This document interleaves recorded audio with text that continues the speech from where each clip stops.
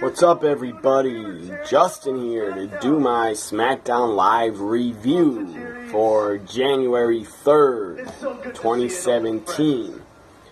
Got 205 Live on.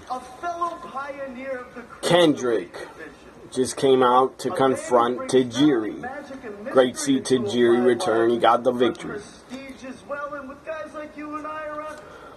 So, Kendrick's cutting a promo right in Tajiri's face, right now. Tajiri's going to probably kick his head off, and I'd love to see that.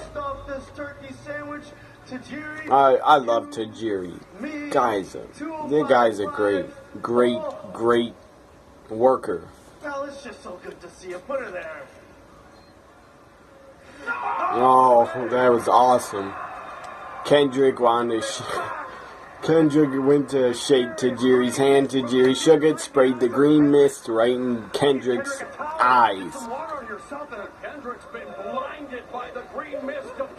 Tajiri sprayed the green mist right in Kendrick's face. Kendrick screaming, crying. Guy's selling it great.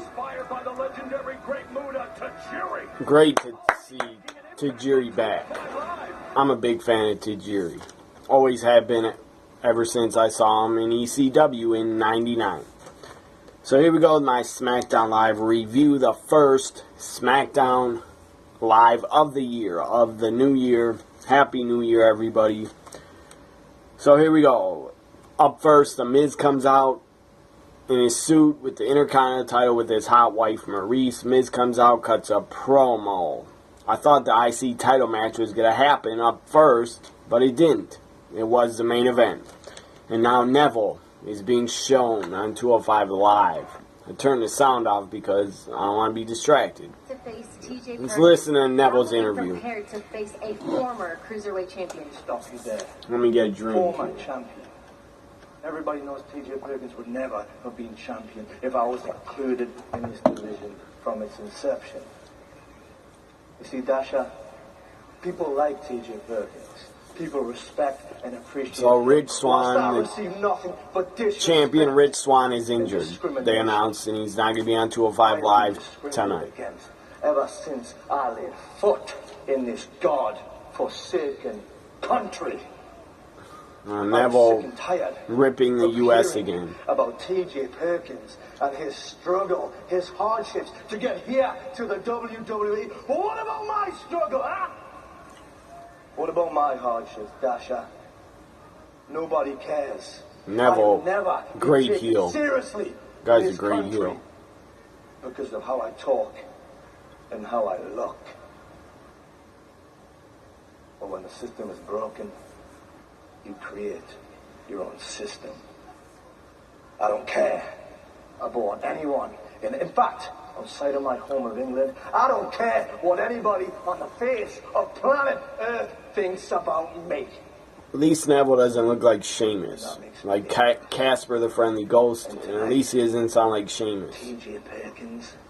He does look a little bit funny. Got ears sticking out. But kind of looks like a leprechaun, but who cares? Guy's great talent. And he's the king of the cruiserweights. Neville hopefully wins a cruiserweight title. Wow, it's a new year and a new attitude continues to wash. Back to my SmackDown Live review now. Whatever. Here we go.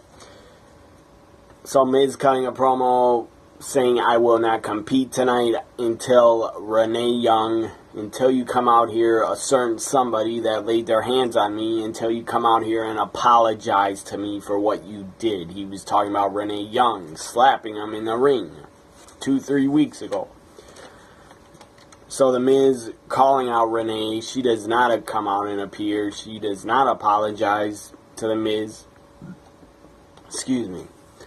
She's not apologized to the Miz for the entire SmackDown, and why should she?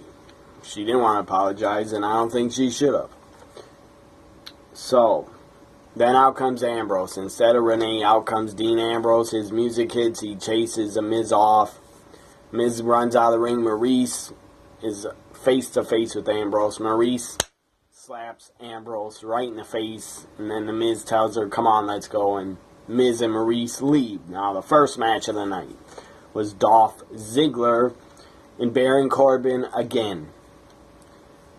I really hope they stop having single matches because it's enough already. Both guys are great talents, but I'm sick of seeing them one-on-one. So Ziggler loses. It was a very good match, very good singles match between Ziggler and Corbin. I thought it was very good. Corbin wins, and then out comes Kalisto. Corbin was attacking The Miz after the match. Kalisto tries to make the save. Corbin leaves the ring instead.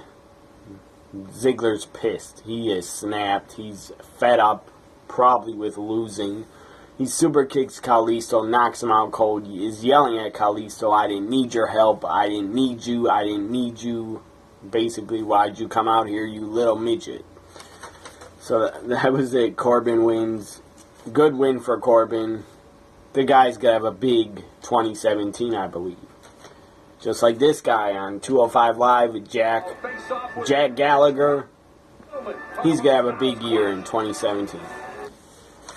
I believe it's going to be Gallagher against Tony Nese, I think. Or Drew Gulak, one of them. So Kalisto knocked out cold. That was good to see Ziggler snap and show some fire. Hopefully he turns heel. Maybe that was his heel turn. I don't know. And then backstage, Ziggler would even snap again on another babyface. So up next we had backstage segment with James Ellsworth, E.T. phone home Ellsworth. Ellsworth and Carmella backstage.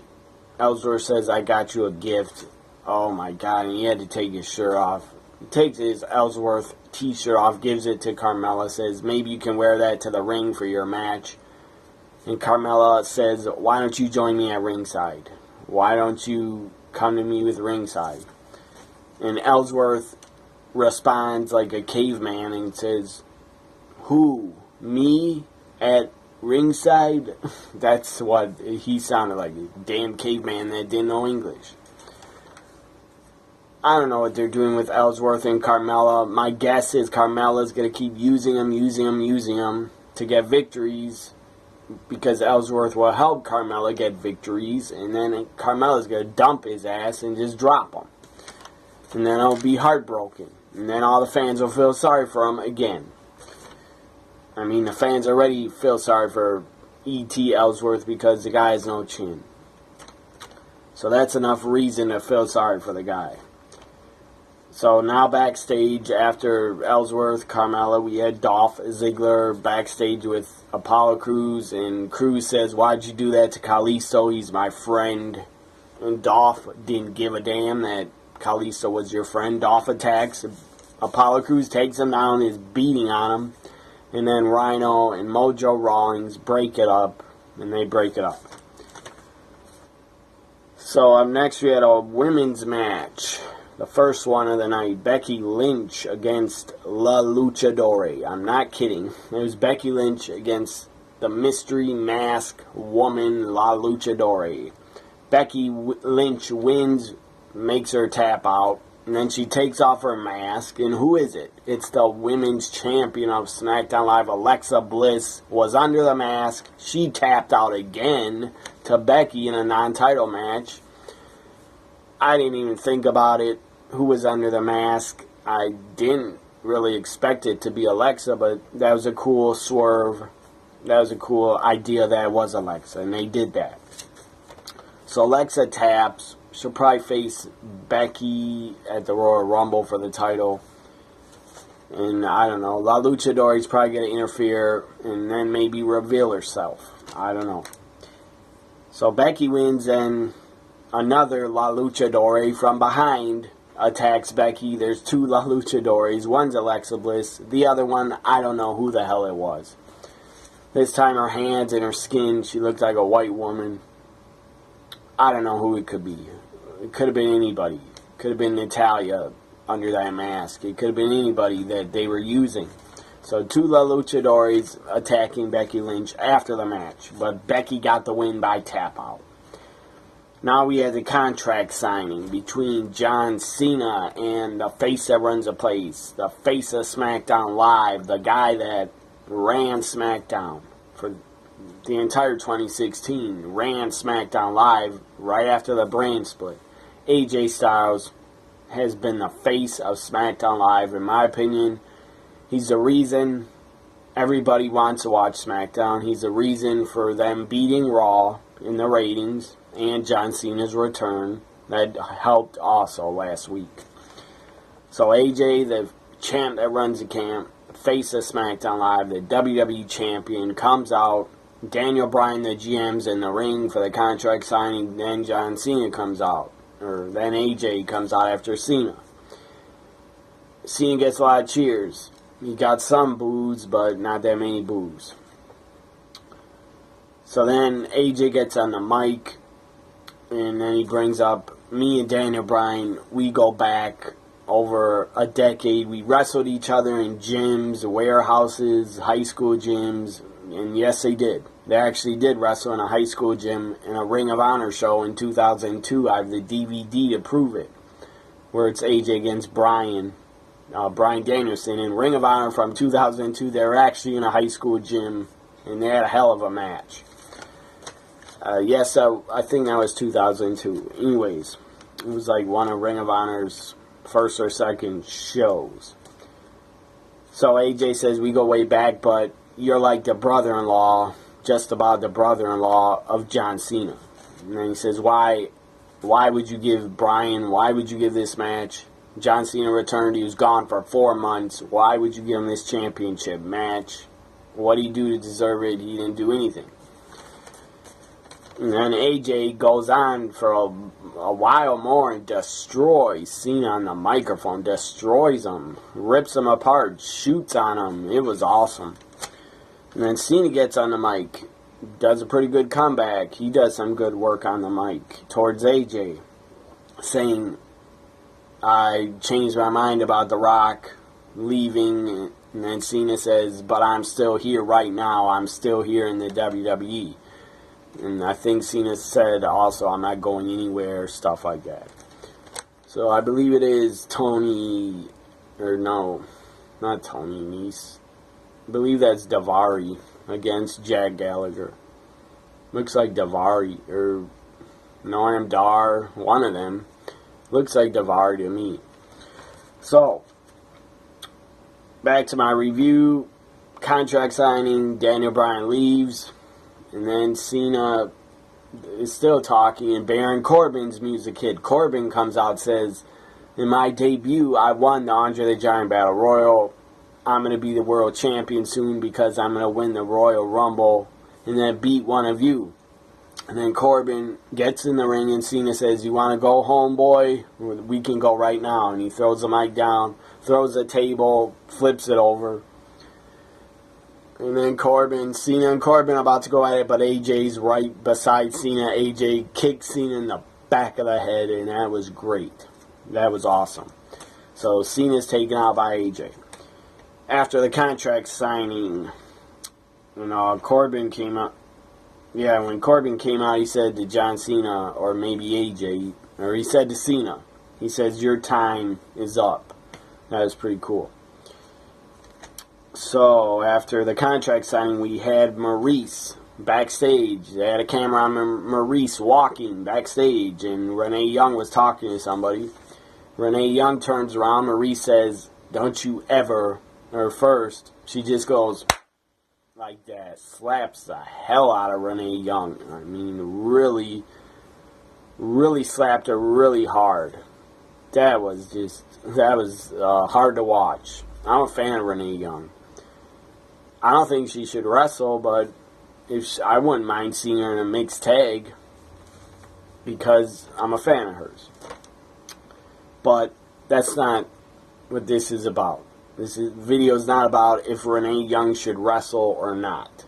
They're building it up, this storyline, they're building it up where it's going to be a mixed tag match no matter what anybody wants to see. It's going to be a mixed tag at the Royal Rumble. Bottom line, that's what's going to happen.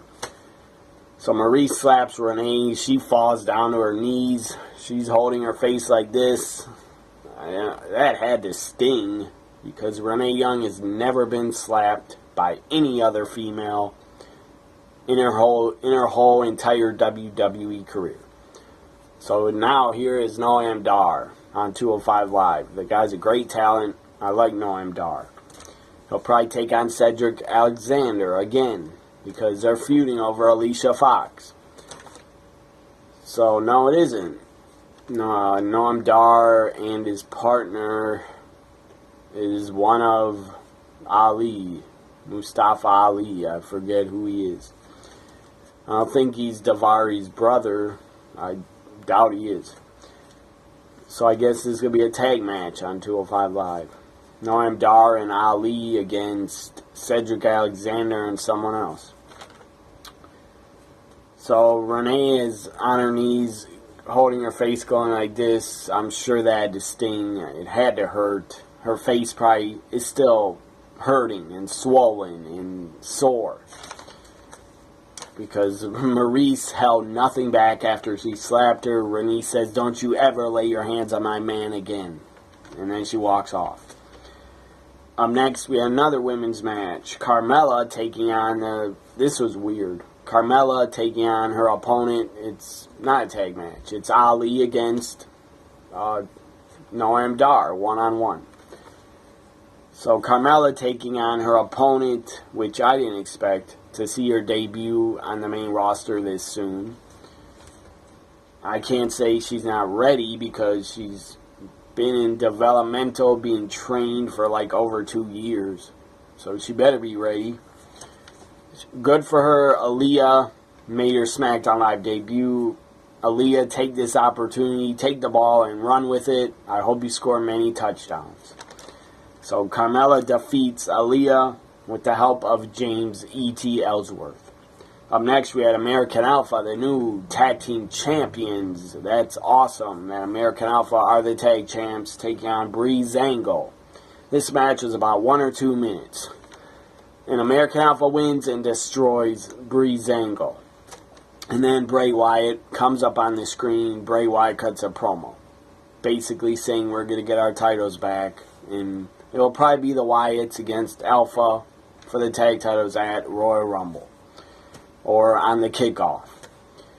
Now we had a in-ring segment with Nikki Bella confronting Natalya, because they're feuding.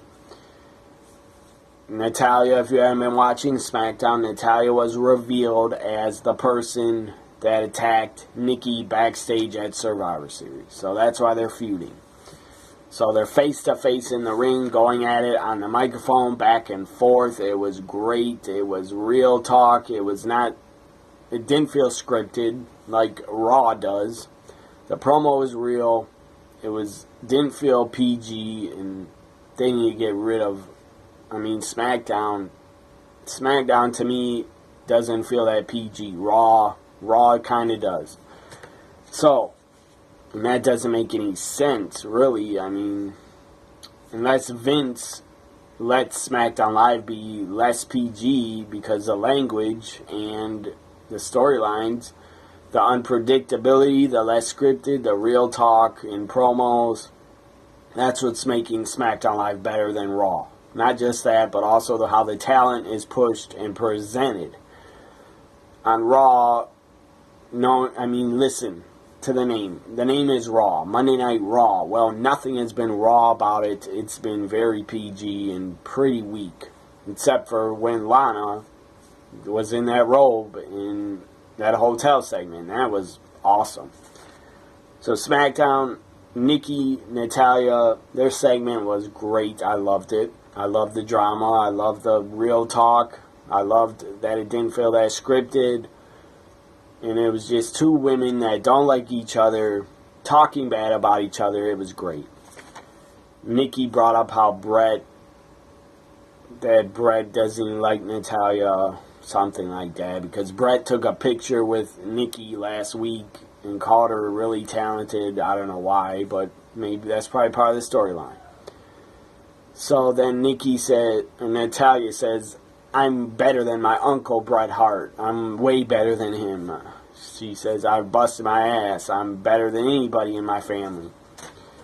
So it was a great segment. And then Natalya, she went there again, and she said something like, Cena's going to leave you when you get older. You're going to be all alone, and you're going to die alone.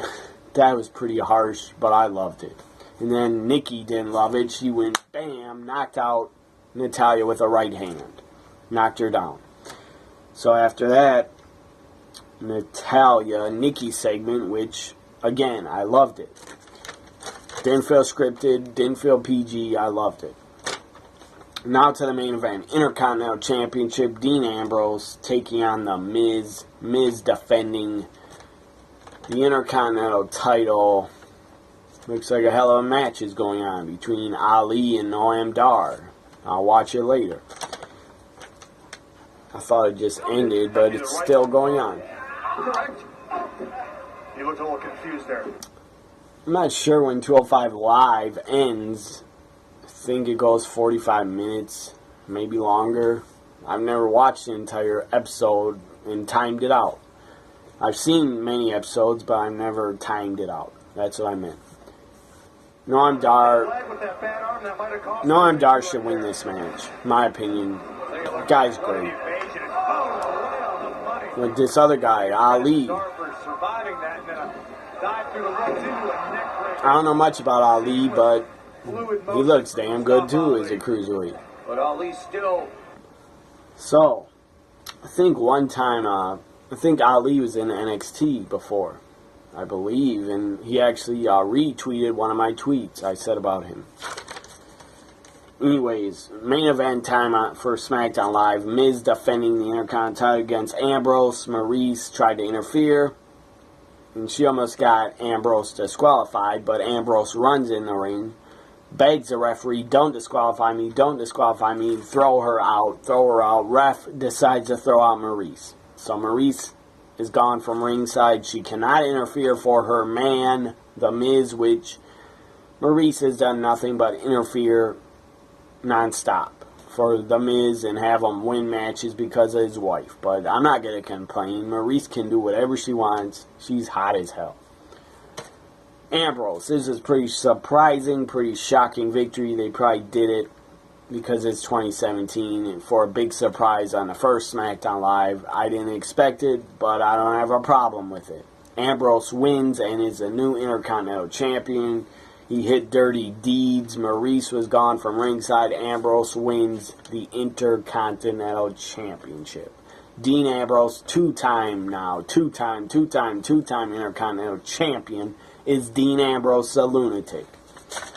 Ali just defeated Noam Dar with a pretty sweet-looking, some type of flip off the top rope he did. Look at this. Holy shit. That was awesome.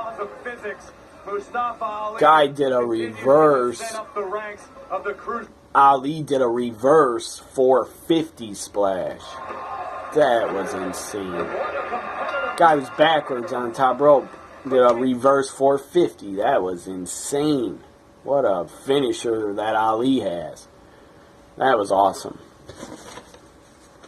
So, Ambrose is new Intercontinental Champion. The first SmackDown Live of 2017. It was a great show. I enjoyed it way more than Raw. This SmackDown Live, the first one in 2017, comparing it to Raw, destroyed Raw. Absolutely destroyed Raw. Destroyed it. In every way possible. In my opinion. So, I hope you enjoyed my SmackDown Live first review of the year. There will be many more in 2017. I don't know if I'll ever review 205 Live. I might start. Who knows when. Maybe before WrestleMania I'll review 205 Live.